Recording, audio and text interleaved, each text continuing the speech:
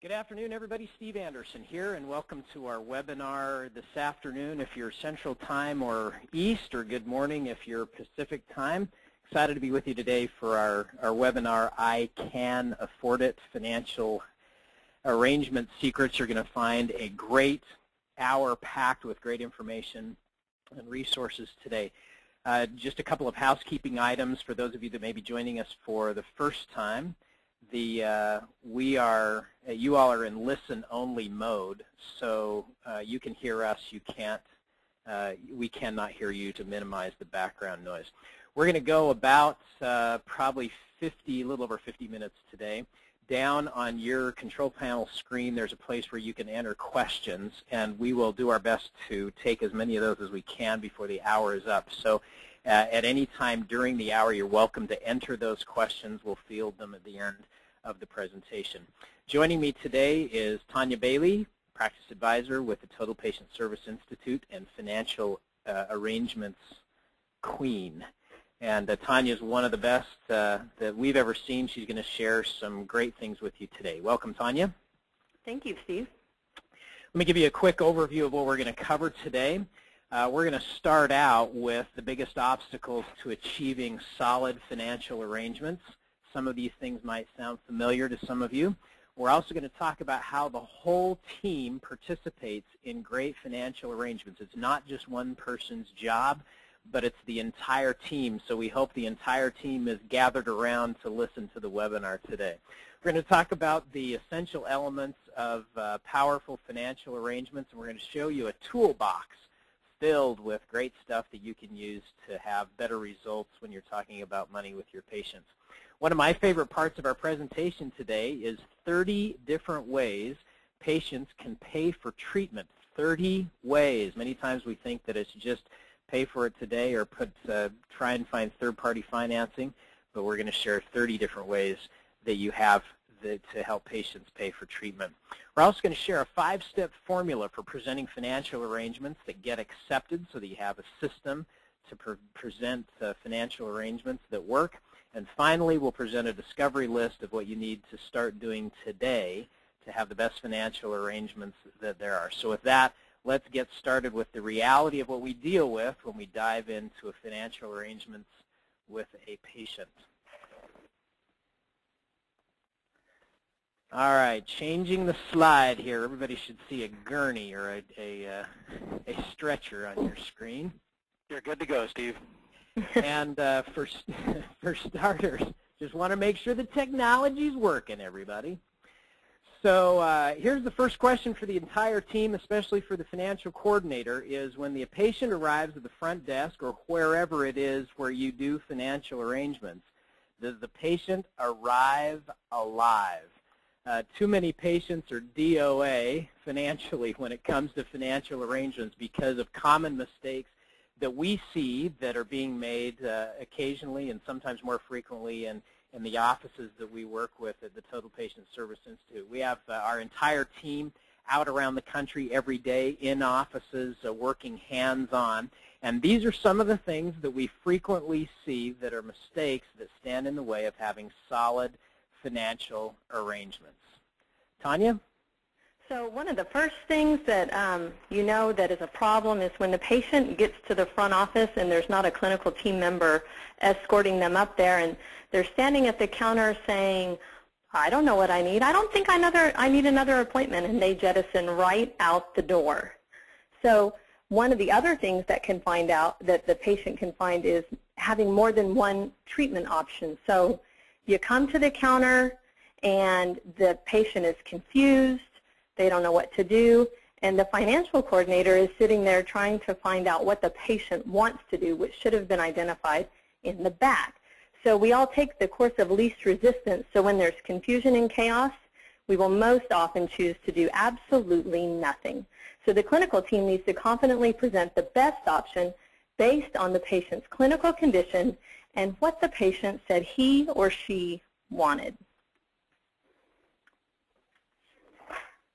The next thing is when the treatment has been phased over time with an assumption that the patient cannot afford it. In fact, Steve, you have a great story on that one. So this one comes from Crown Council member Dr. Tommy Neighbors. Most of you know Tommy is one of the founders of Oral DNA. And Tommy had the opportunity to come through our Total Immersion course in Birmingham, Alabama in August. And we talked, among all the many things that we talk about in the Total Immersion course, we talked about avoiding the tendency to judge patients and to do the treatment plan based on what we think they can afford. And so a couple of days after the seminar, Tommy called me and he was excited and he gave me permission to share this story. But he had an older gentleman that came into the practice and kind of rough looking, and Tommy admitted that he automatically started to think that the guy couldn't afford it and started to think in his mind how he was going to phase all this treatment that the guy needed. And by the time they got done, it was, I think 14 or 16 teeth that needed work. And so the patient said to me, he says, well, how much does each one of those teeth cost? And Tommy told him, and the patient pulled something out of his pocket, and he said, well, do you think that would cover a tooth? Well, he pulled out of his pocket a gold South African cougarand, and then told the story of how he had been defrosting his freezer and found a bag full of 16 gold cougarands that he had put in his freezer 20 years ago that he bought, and decided when he found them that it was time to get his teeth done. So Tommy's message back to me was, you're exactly right. You can't prejudge a patient, and you shouldn't phase it out over time unless you're absolutely convinced with the patient's participation that that's the only way that it can be done. So no prejudging and no phasing unless that's the only thing that can be done. Tanya? And you know, Steve, how you find that out is by simply asking the patient. As you're so fond of saying, we have to ask the patient what it is they want and how they want to get there, so we never want to assume. So the next part is the financial coordinator left home alone to not only present the financial arrangements, but the entire treatment plan. It can happen that the patient gets left up front with the chart, and the financial coordinator has to figure it all out. So financial arrangements in an office is a family affair, not just the job of the coordinator. So, you know, what I see in office after office is a really good treatment coordinator can handle this, but it's not the best way. For example, if you were out golfing and you hit the ball in a sand trap, you could hit the ball out of the sand trap, but the question is that what you really want to do to get the results that you're looking for? So wouldn't it be best if you could hit that ball onto the green? So that's the same idea. When your patient comes to the front desk, a clearly defined treatment plan that the patient is committed to, so the financial coordinator is doing her job, which is finances. So does the patient come up front with no treatment plan at all? They're left up to their own devices. They wander out front with no idea what's going on, if the decision has been made and there's no team member. So the next one is making the mistake of presenting a treatment plan, a comprehensive treatment plan to a patient who said they just wanted to have a cleaning. So Steve, I think you have the story about Bill Gove. Most of you will remember Bill Gove, who's one of our great mentors in the Crown Council, first president of the National Speakers Association. And Bill spent a lot of time with us over the years before he passed away a few years ago. And one of my favorite stories when I first met Bill, and he knew that we worked with dentists, and he, with all due respect, I share this story that he told about moving to Florida, and L.D. Pankey, the famous L.D. Pankey, was his first dentist when he moved to Florida. And Bill shared the story of going in to get his teeth cleaned in the 50s and walked out with a $1,500 treatment plan. Now that was back in the 50s when $1,500 was a lot of money. So even the best, most well-intended, sometimes we can make the mistake of surprising the patient with something they aren't prepared to hear. So caution with presenting comprehensive dentistry without preparing the patient and then leaving them there to get the shock of a huge dollar amount that we expect them to pay. So it all has to do with discovering where the patient is before you launch into the treatment plan, and certainly by the time they get to the front or to do financial arrangements, they should be well prepared to have the money discussion. It shouldn't be a shock. So all that being said, the goal for all of this, before we even get to the financial arrangements part, is for the patient to have an agreed upon treatment plan that's in writing before they're introduced to whoever's going to do the financial arrangements. Let me repeat that. The goal is to have the patient have an agreed upon treatment plan that's in writing before they're introduced to the person who's going to do financial arrangements. So there's no better place to map out the clinical plan than with the clinical team. So that might be a first point of interest to have a discussion as a team, is how are we doing with the patient and how are we helping them make clinical decisions, and are we helping them arrive at a good clinical plan before we start talking about the money. So here is just a point to get a starting point. A lot of people say that you know, you meet somebody who's really good at financial arrangements, say, well, they're just lucky, or their patients are different. Many of you are familiar with the definition of luck when preparation meets opportunity, and it's the little things that we do to prepare that create the great opportunities that you might have every day. So we're going to talk about the preparation in terms of what we call, first of all, the financial arrangements toolbox. If you were a plumber, for example, who was called on to go fix some plumbing, called out to do a job, your success in delivering a successful outcome for your customer or client would be based on two things. First, having the appropriate tools to fix the problem. You make sure that you carry on to the job everything that you might possibly need. Not the things that you will need, everything that you will possibly need to get the desired end result. And then number two, having the training and the wisdom to know which tools to use and when, and how to use them appropriately. Financial arrangements are the same. You have to have the right tools and you have to know how to use them. So let's start by filling the financial arrangements toolbox with everything you'll need, and then we'll talk about how best to use those tools. Tanya's going to talk about the first and one of the most important tools to have in your toolbox, written office guidelines. So written financial office guidelines is an internal document. This is not something that is shown to the patient, but it's pertinent. I can't even impress upon you how important it is to have a mapped out set of guidelines so every member on the team is on the same page, knowing exactly what is in that guideline. So that would bring up things such as, what is the method of payment that we take, when do we take it, how do we take it, how do we introduce insurance, so on and so forth. So it's an internal document. And then even furthermore, each team member needs to have a personal understanding of those guidelines, and everyone has to be trained on the actual written guidelines for the practice. So this becomes one of the first action items in our course today, is making sure that there are written financial guidelines that guide the internal process with every patient every day, so there shouldn't be anything left up to the imagination, and certainly not leaving anybody up front to make things up as they go along.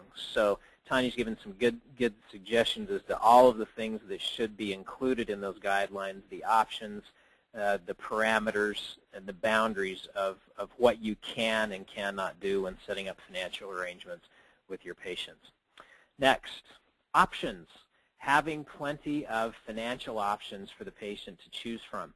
This is our list of 30 different ways that we've seen patients pay for treatment. I imagine there's probably 50 or 100 or more, but we've come up with a list of 50 different ways that they can pay for treatment. So get out your pens. Here we go. This will be a great laundry list for you to show you how many different ways and options. Best financial coordinators that we've observed have lots of options and lots of tricks up their sleeve to make it work for the patient. So these are things we've seen patients do that if the setting is right, you might suggest to the patient. So here's the obvious ones for starters. First off, obviously cash.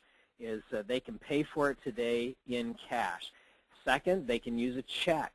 One of the great developments, if you're not using it yet, I can't imagine why anybody would not use this today, is desktop check clearing. That's where you actually have a scanner in your office at the front desk that will actually scan the check, and it's automatically connected to your bank, and the money goes immediately into your account. So there's no need to make bank runs every day to deposit all of the checks that you get from patients.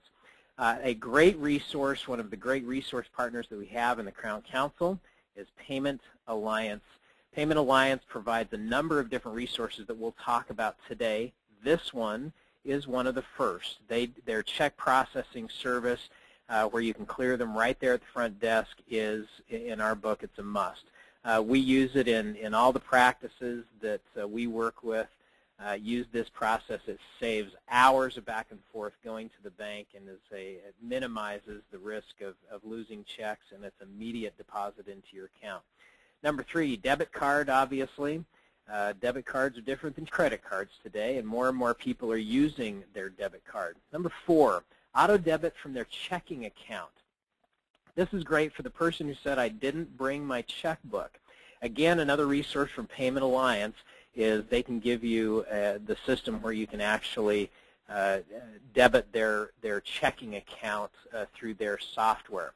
Number 5 is obviously Visa, 6, MasterCard, 7, American Express. I thought I'd throw this one in here instead of lumping credit cards all together. Sometimes American Express gets a bad rap because their fees are a little bit higher. And again, I'd suggest you talk to the guys at Payment Alliance. They have a great program where they'll actually pay you if they can't save you money on your credit card processing. And I'll give you a resource for that when we get done today. But this is one of those things in today's times, I can't imagine why you wouldn't want to make every possible payment arrangement available to your patients that's out there. And if it's an additional, even if it's an additional 1% on the few transactions that you process through American Express, it's worth it to have that option for people who want it and want the miles or whatever reason, if that's their preference. Make it easy for people to do what you want them to do. Be convenient and make it easy. Don't nickel and dime, and don't make it hard for them to pay. So while it might be a little bit more expensive to process an American Express card overall, if the convenience is there and it's another option, by all means do it. Number 8, Discover Card. Should we be seeing a 30 on our screen? You're seeing 30. Okay, thank you. Number 8 is Discover Card. Again, that's another option for credit cards. Not everybody has that available, but again, another option. All right, Tanya, let's talk about prepay. Okay, so now we start to get creative. So prepay, there's 2 different ways that you can offer this. One is a full payment at the time of closing the financial agreement. Prepay in full with a courtesy of anywhere from 3 to 5%. You've got the finances put to bed, and you can focus simply on what matters most and their dentistry. Another way that you can accommodate a prepay is breaking that into 2 payments. Half down today to go ahead and reserve that time frame, and half a week to 5 days prior to their actual clinical appointment. The next one is layaway, often forgotten this day and age with instant gratification, but what better way than to make some payments toward that long-desired treatment that you've been waiting years to do. So setting them up on a 3 to 6 month layaway program with a defined payment. And the great news is most of your dental software programs have a payment feature set up where you can easily track that. Another thing, number 11, is reminding patients to take advantage of those flex spending dollars or their health savings account dollars. That is use it or lose it money that disappears at the end of the year. And while we all know it exists, oftentimes the patients aren't aware that they can use that in the dental office. Next, we talk about some of our third-party financing options. There's a slew of them out there, and if you aren't having at least 3 to choose from within your practice, you're really minimizing your patient's ability to use those financing options. So Care Credit and Citibank through Henry Schein are both a revolving type line of credit. Chase Health and Springstone offer a more set defined loan type of a program, and all 4 of those are very easily accessed online for instant processing. So one suggestion, The idea here is not to hand them a bunch of brochures and send them out the door. It is to help them and guide them through that process right now and secure that financing. Wells Fargo is another option. And then Steve has some information on two newcomers into the financing market in our practices, Enhanced Patient Finance and American Healthcare Finance. Can you tell us more about that, Steve? I'll do it. So we're running through all of the third-party financing things pretty quickly. At the end of the webinar, we'll share with you a resource where you can get all of the contact information for all of the third-party finance resources in the country, as well as some specifics on the programs they offer and how they compare. So we'll share that with you before we get done. Another resource is Enhanced Patient Finance, as well as American Healthcare Finance. This is one of the newcomers on the scene, and one actually that we're pretty excited about. You fill out one application, and then they send that one application out to over 700 different lenders, and then send you back the best offer from those lenders that would be willing to take that finance opportunity. One application for 7 lenders. It saves you from having to shop different financing options. Now, the exciting thing about this, in addition to one application for that many lenders, is that the average cost to the practice is only 2 to 3%. Their terms are 6 months to 7 years, with interest rates as low as 6.25 to the patient.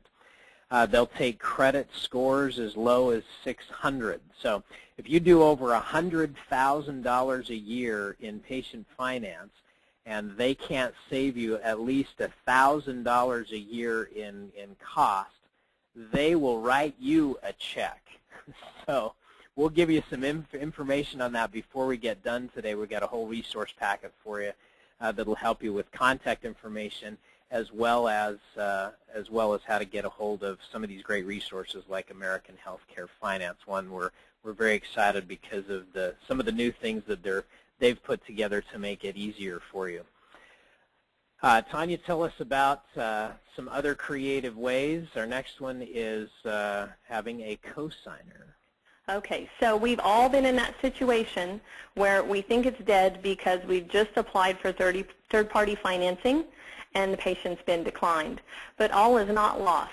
Several of the third-party financing companies do allow a cosigner, which can be incredibly effective for a younger patient or a credit-challenged patient.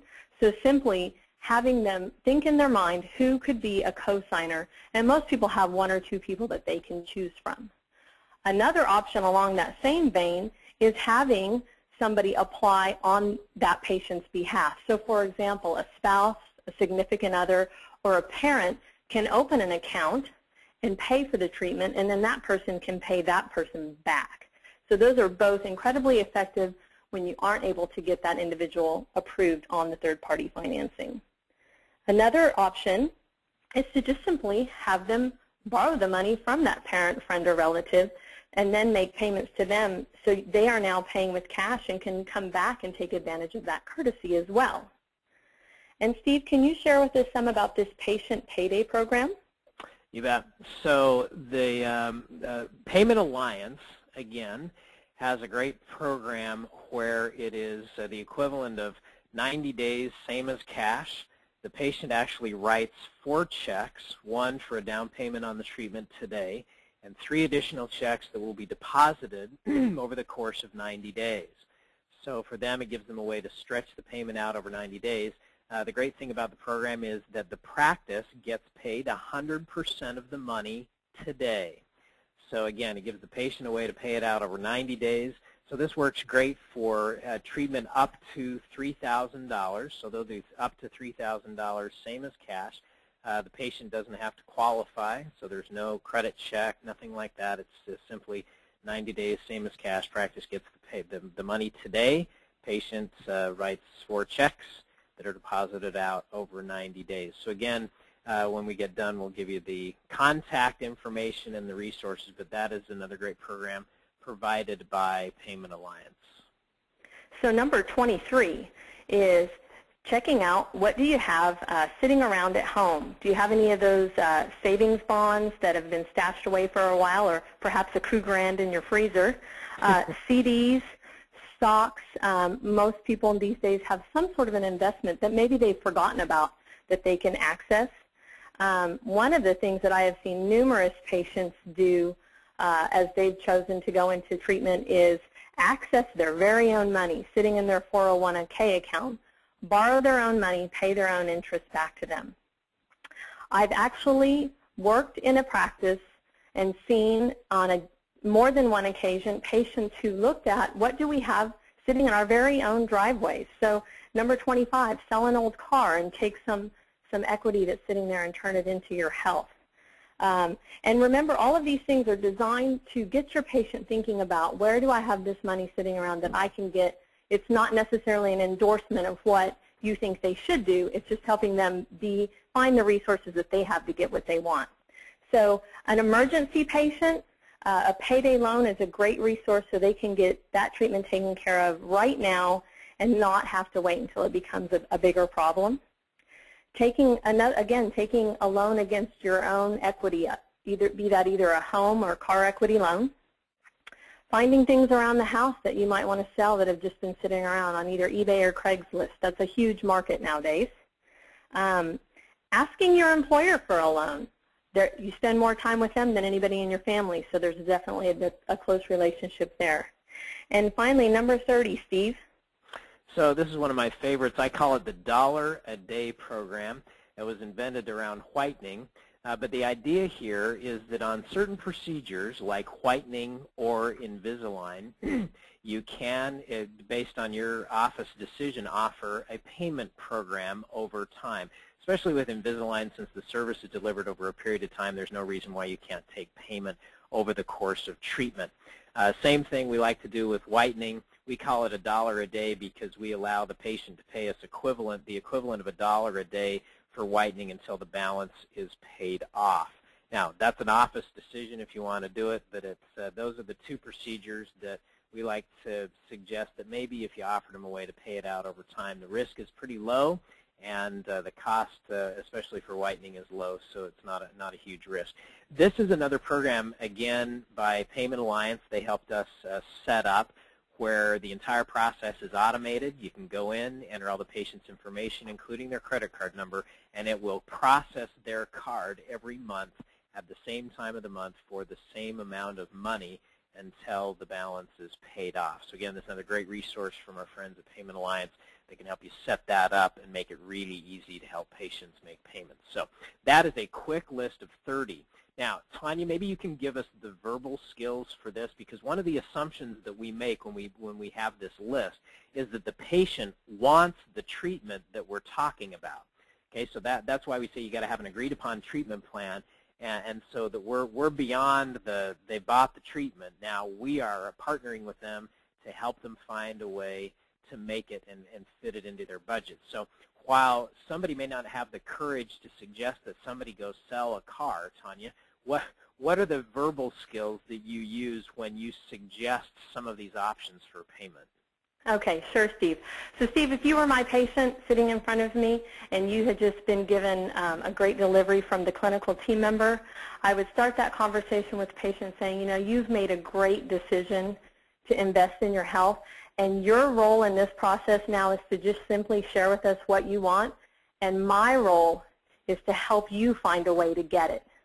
So as we go through this process, I'm going to share with you a few things that I have seen other patients choose to do.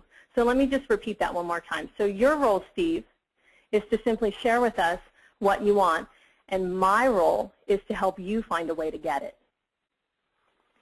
So that helps. So in other words, you're helping me. You're suggesting based on other things that you've seen other people do in the past. Exactly. Great.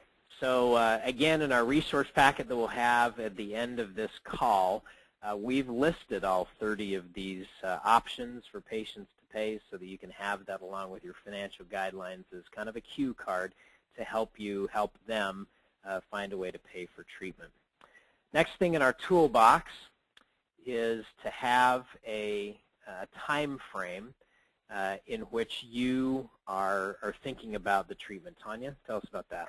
Okay, so a critical thing, I'm sure you've all experienced what we call the financial flu. So the day of treatment comes, and lo and behold, the patient either doesn't show up or calls in with a "I'm sick, I don't feel good" type of a situation. So it's critically important to make sure that you have a separation of the payment of the treatment and when the treatment is actually performed. So a few suggestions.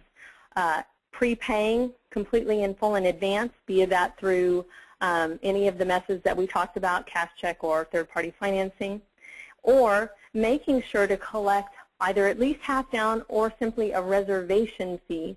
So if I were scheduling an appointment, I would say, great, now that we've decided on our method, we simply need half down to reserve the appointment. How do you want to take care of that? So the key here is to make the separation. This will also help on the back end of your AR, so you're not then chasing money after the fact.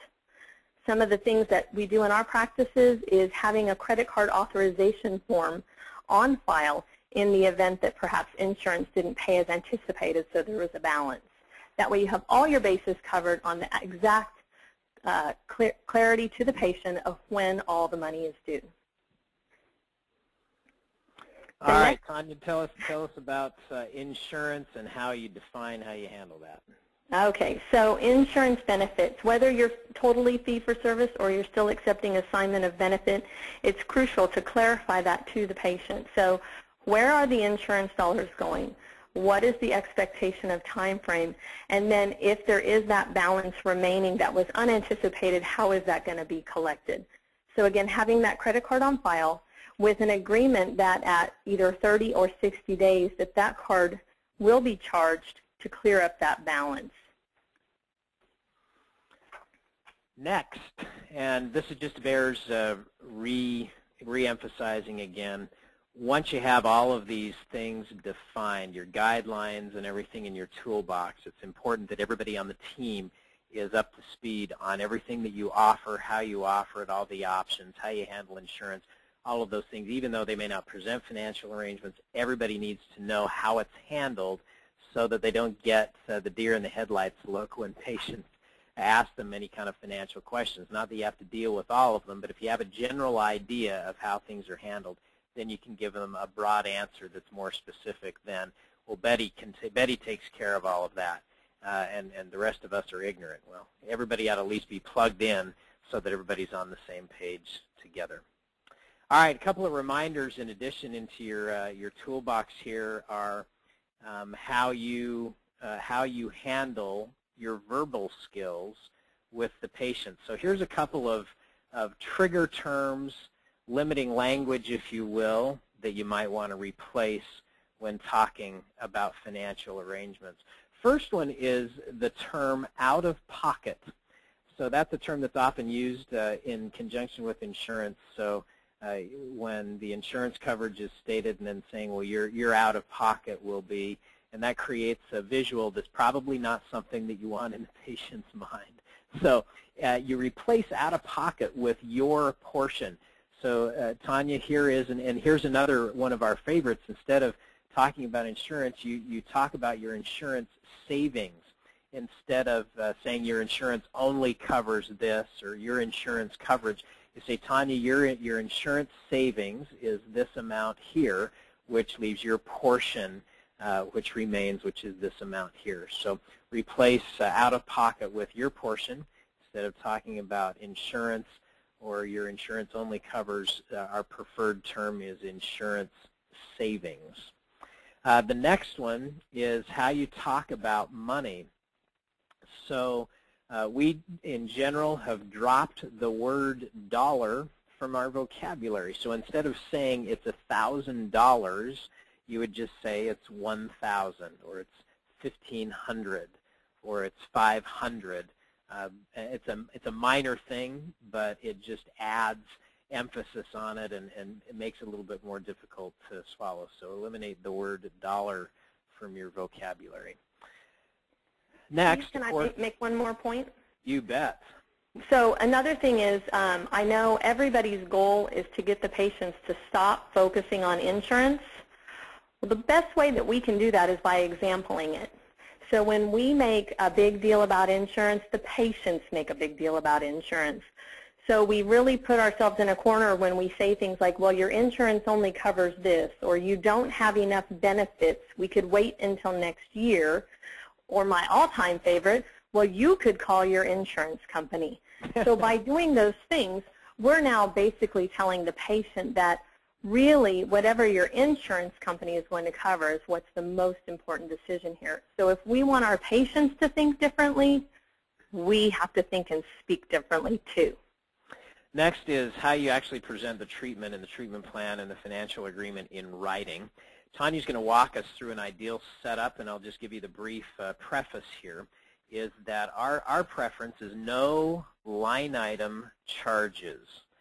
Line item charges just add confusion to the whole conversation, and so Tanya's going to walk us through this financial and treatment explanation here on your screen. What you should be seeing is all the different things that will be done in the treatment and one treatment plan total. Tanya, tell us about this.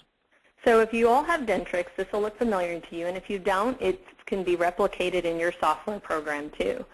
So this is simply using some of that great technology to our advantage and taking off all of those columns of numbers which create nothing but confusion. You want to be careful what you place in front of the patient, because the minute you have something visual for them to look at, they're no longer hearing what you have to say. And when you put that page up with the columns of the fee and the insurance and the patient portion, they're now overcome with a sea of numbers, which can be quite intimidating. So the example here is simply using the patient-friendly descriptions of said treatment and then having nothing but a final amount, which you'll see is $16.99. It does line out your deductible and your insurance savings, and then it leaves it with the patient's portion at the bottom. So the tendency to question this is greatly reduced because now they're not picking apart, or should we say, looking at this as a menu of options of the treatment. They're simply focused on getting what they want and the bottom line. So show them everything that you're going to do for them and show them one fee. Tanya, maybe you could just address, you've used this format for a long time. How many times have you had a patient that's asked for a line-by-line pricing of everything that's involved in the treatment? You know, good point, Steve. And I'd say there are a few analytics out there. I'm not going to say it never happens, but less than 2%. And it's no different than when we talk about why do patients call the office, they say, I need a cleaning. It's because they don't know what else to say. So they're looking at this information. They're like, well, how much is this? How much is this?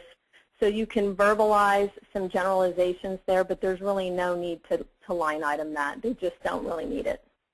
Yeah, well, what we've experienced is going to one fee really makes, without the line item breakdown, really simplifies the entire discussion. So give it a shot. It's a lot better way to do things if you're not doing that already. Tanya, tell us about having a good schedule or schedule time in mind before you walk in to do financial arrangements. So we all agree that we've already walked into this situation with the patient wanting a defined treatment plan, so it's simply a matter of hammering out the financials.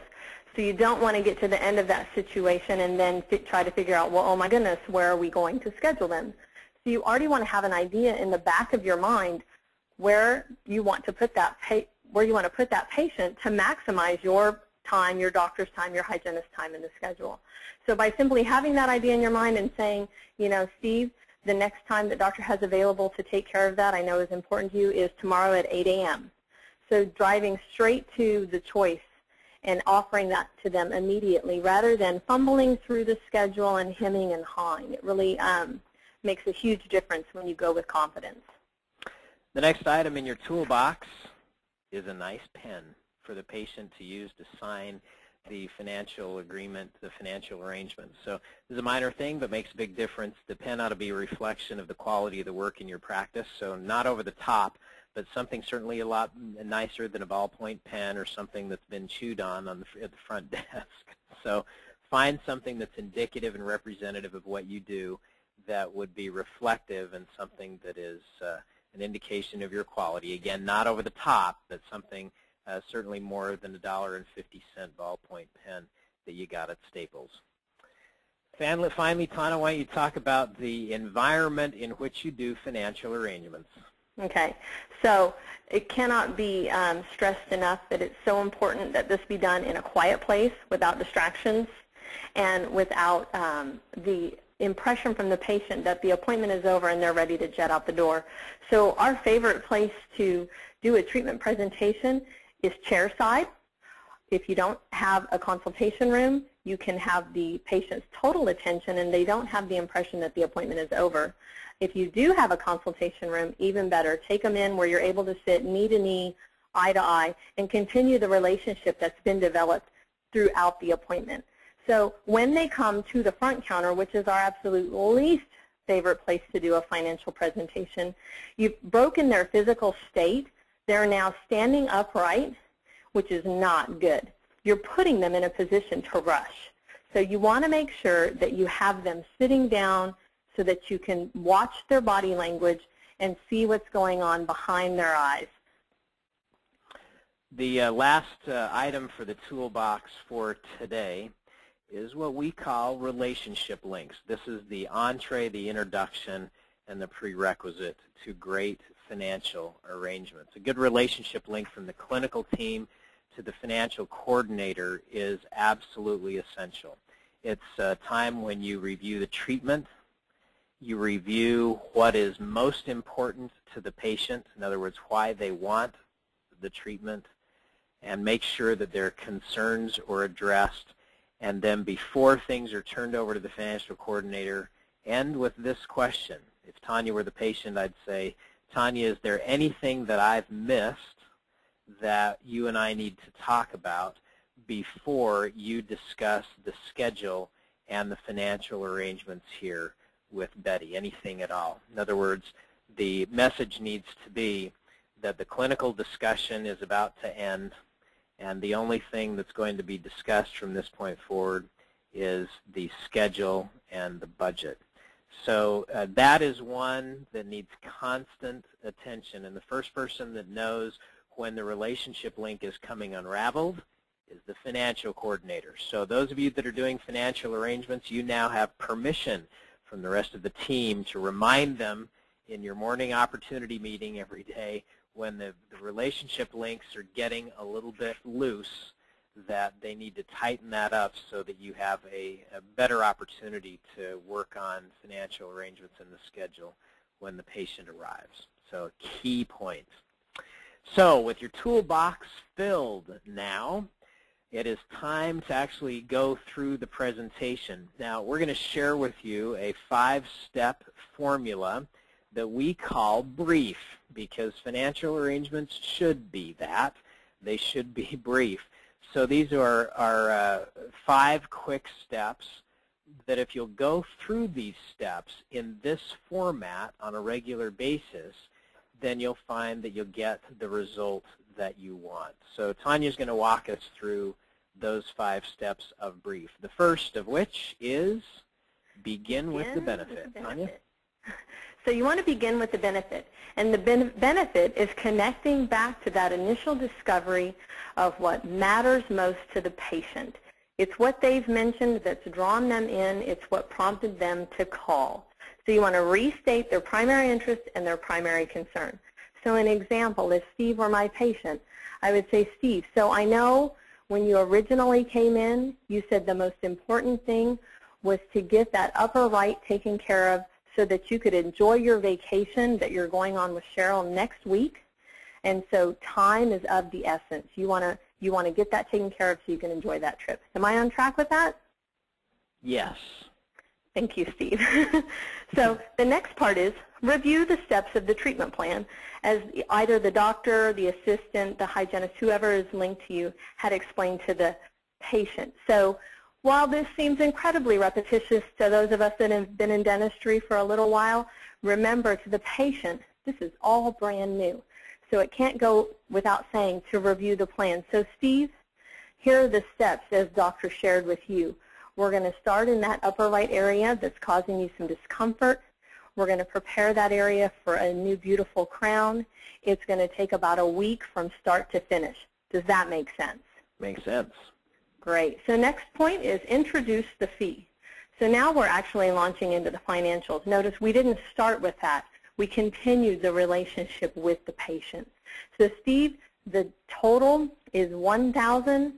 You can anticipate $500 of insurance savings, and that leaves your portion at $500. And the key point here is silence is golden after you state that. You want to be watching the patients for body language. Remember, our communication is nonverbal most of the time, so we have to read the patient to see what they're thinking. So if there's no response, the next part is explore. So Steve, tell me what you're thinking. Sounds good, Tanya. Let's go ahead and do it. Okay, so you want to help the patient towards sharing any objections instead of helping them create them. So you want to use openers and closers, asking questions that will help you find out which direction the patient is heading. So all right, Tanya, if I can interject here. Sure. Because I'm going to brag on you a little bit. Tanya's one of the best at this stage in really getting down and rolling up her sleeves and figuring out a way to make it work for the patient. So this is where those 30 different options come in when you need them, of exploring different ways to make it work for the patient. Now, we could take the next 2 hours and talk about verbal skills for handling objections and how to handle insurance and what if my insurance, well, I only want to do what my insurance covers, and we could make a whole laundry list of those kind of questions. So here is my recommendation. We spend 2 solid days on those kind of verbal skills. It's not something that will be mastered in an hour.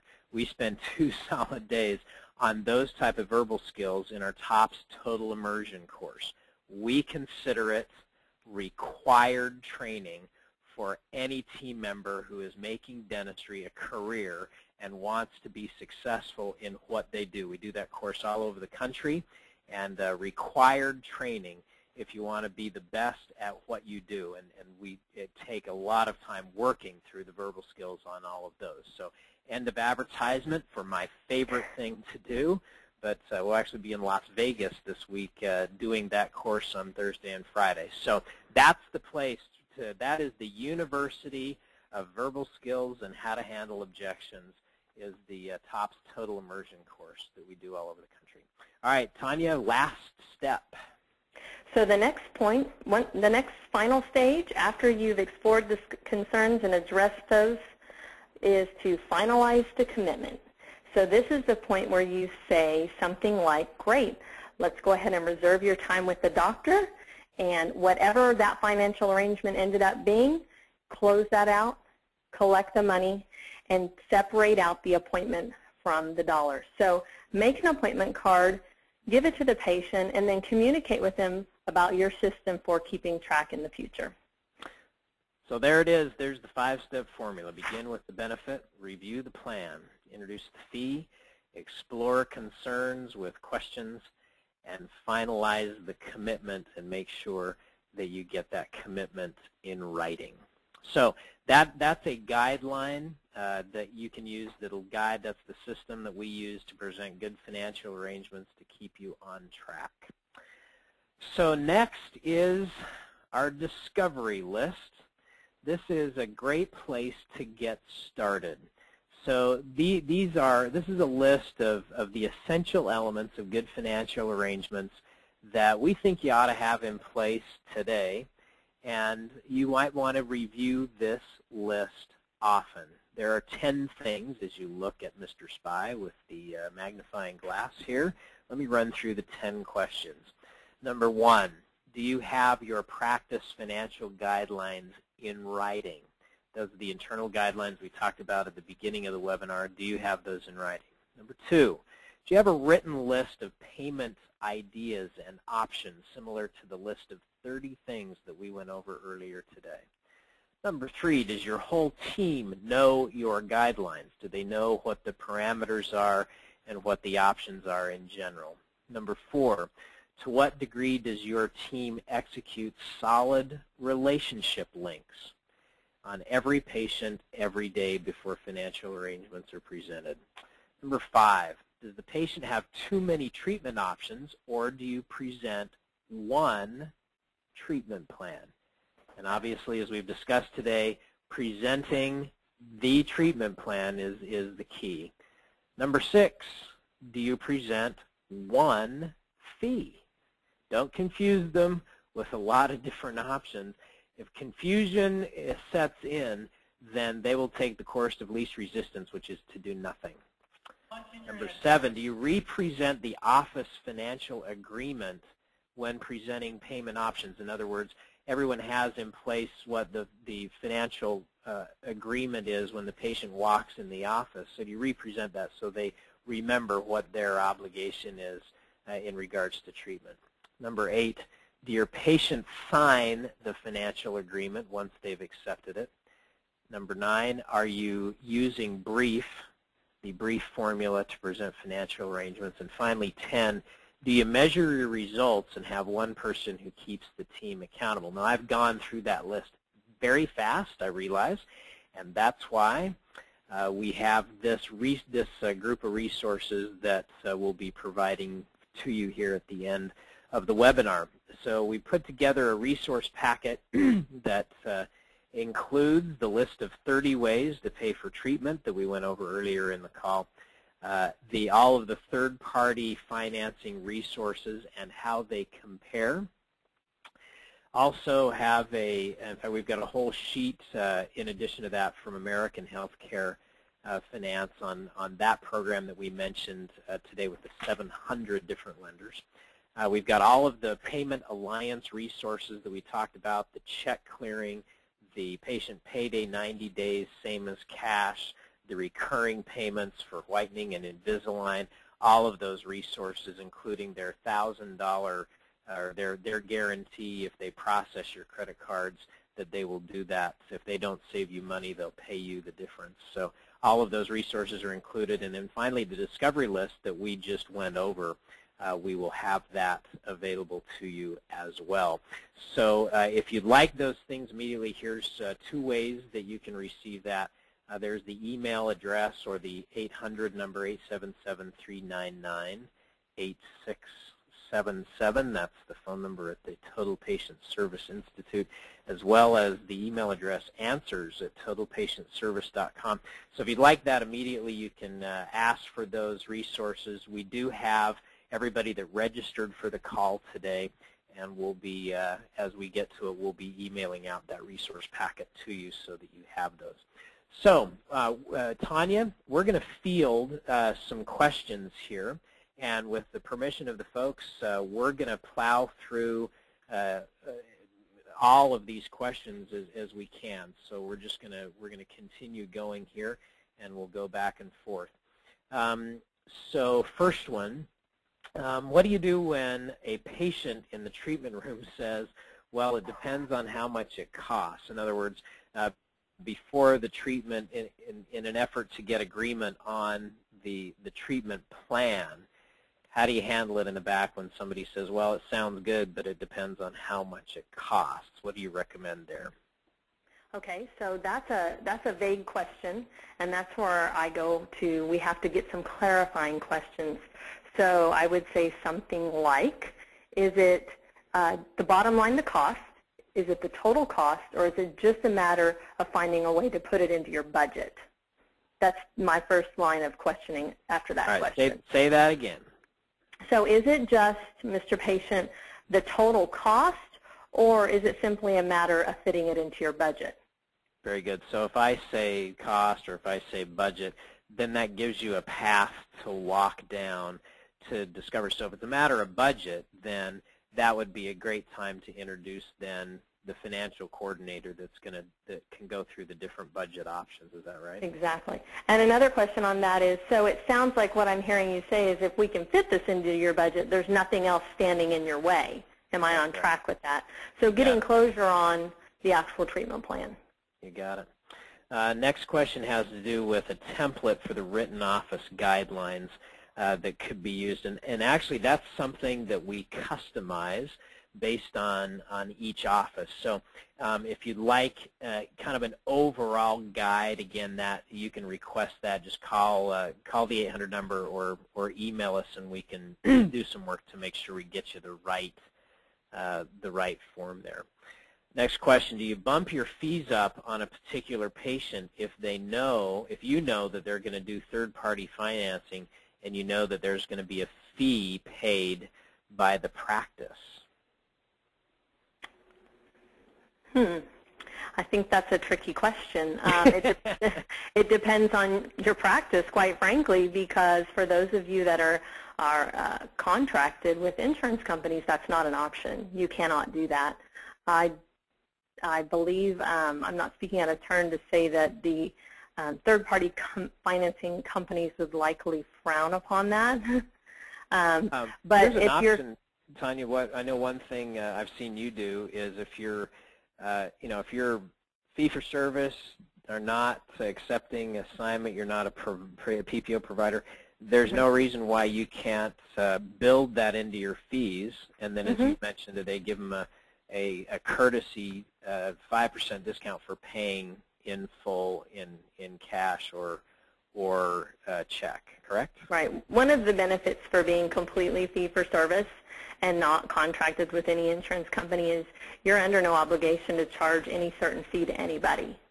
So I have worked with several offices that operate off of what they consider a case fee. So they don't even have an individual fee for each item. And so they can take other things into account besides just third-party financing costs. They can look at true cost of time with the patient and maybe if there's any particular reason why that patient might be more problematic. Tanya, the next question says this. It says, we have a credit card form for patients to fill out to keep their credit card on file. When we put this form in place, we went from the new patients that day forward. But how do we get the patients of record to sign that same form? We've had resistance. Do you have any verbal skills you'd suggest? Good question. And it comes back to one of my favorites that I heard at a seminar once or twice. And it goes like this. It's the law of the herd. And so, Mr. Patient, you've been coming here a long time, and we really appreciate you. And how we are now able to help all of our patients and how we're going to help you, too, is by ... fill in the blank, whatever that's going to be. And that oftentimes that's a relationship issue.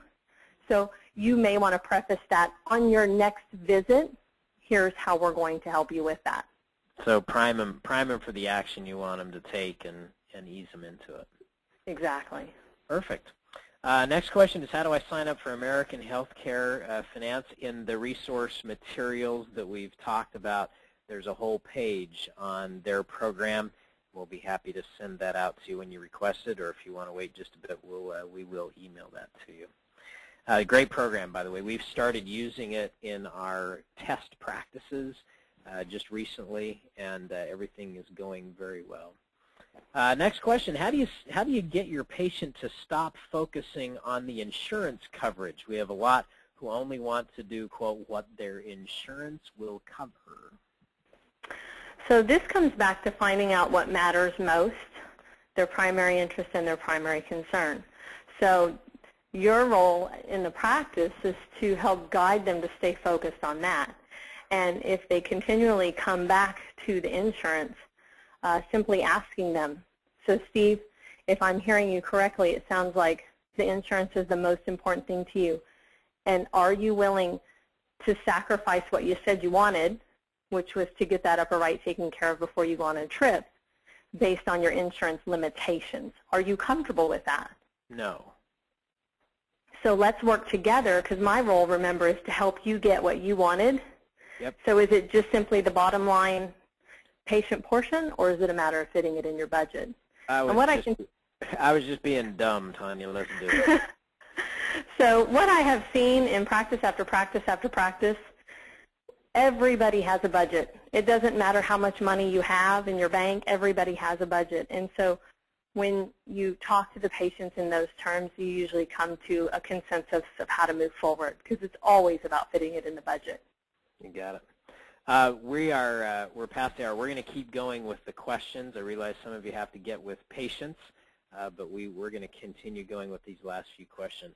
At the end of the relationship link, there was a verbal skill that we used wherein we said, before we turn the patient over to the financial coordinator, and here's the verbiage. This is somebody had a question, asked to repeat this. So if Tanya were the patient, I'd say, okay, Tanya, before it actually goes like this, Tanya, is there anything else that we need to discuss, anything that I haven't made clear that we need to discuss about the treatment before you and Betty talk about the financial arrangements and the schedule, anything at all that you and I need to discuss? So is it going to hurt? There you go. Then we can talk about this. So is there anything I have not made clear that we need to discuss before you and Betty talk about financial arrangements and the schedule? Moving on, there's a request for the credit card authorization form. We can make that available to you. The payday loan there's maybe some confusion on the terminology. Payment Alliance has the 90 days, same as cash. They call patient payday. A payday loan is actually where someone can go get a loan from a payday loan company. They're all over the country, more in some states than others, but where they'll actually give them a cash advance on a future paycheck coming up. Finally, perhaps we can end with this. Who asks in the room what the budget is? So I guess back in the treatment room, what the budget is. How do you find out from the patient what it is that what their expectation is for treatment? So Tanya, maybe you could address that before we wrap up. In other words, early on in the presentation, before you get to financial arrangements, how does the clinical team understand what the financial constraints might be on the patient, if any? Good question. Oftentimes that information even comes up on the new patient relationship form as you're going through those questions when you take that initial phone call with the new patient. The next step is, the back of that, the new patient interview. So you essentially SWOT the patient and find out what could be standing in their way. So when you are talking to your patients, it doesn't really matter which provider it is, whether it's the assistant or the doctor. The question that you ask is there anything standing in your way of getting what you want? Well, if finances are going to be a concern, that generally elicits up that type of a response. Excellent. Let me just address last couple of things. There was a little confusion on our credit card authorization form.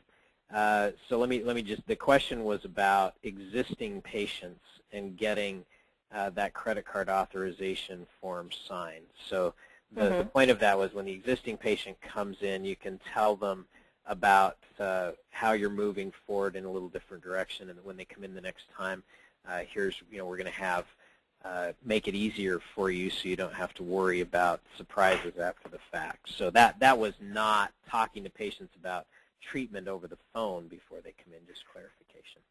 All right. That is, I think, what I'm going to do for those of you that are remaining. We've had some great questions, and I think we'll go through and do a quick frequently asked questions document to address some of these questions in more detail that we'll get out as a follow-up to our webinar today. A couple of questions about the Total Patient Service Total Immersion course. You can go to totalpatientservice.com for dates and locations, as well as call 877-399-8677, and we'll be happy to send you information. So that was a fast hour of financial arrangements resources. Thank you so much for joining us today. We had record attendance, our largest Crown Council webinar in history, and thanks for your interest, and good luck to you as you move forward working with the ever-changing financial needs of your patients. We look forward to hearing from you and having you join us next month for our next Crown Council webinar, which will be on insurance coding and the 40 different insurance coding changes that are coming up January 1st, 2011. You want to be on top of that. So have a great afternoon, a great day. Thanks for joining us, Tanya. Thanks for your expertise. Thank you very much. Have a great day, everybody. Thank you, guys.